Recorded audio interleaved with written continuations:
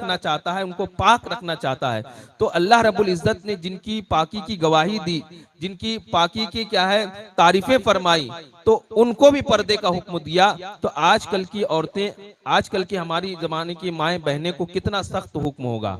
तो हमें चाहिए कि हम अपनी अज़वाज से पर्दे का क्या है एहतमाम करवाएं। पर्दे के कई दर्जे हो सकते हैं।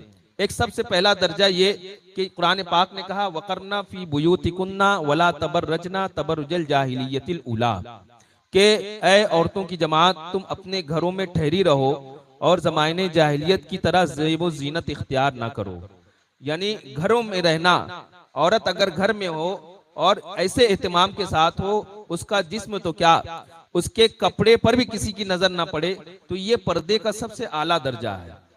अब आप सोचते होंगे कि क्या ऐसा पर्दा आज के जमाने में मुमकिन है? यकीनन मुमकिन है। हज़रत शेख अब्दुल हक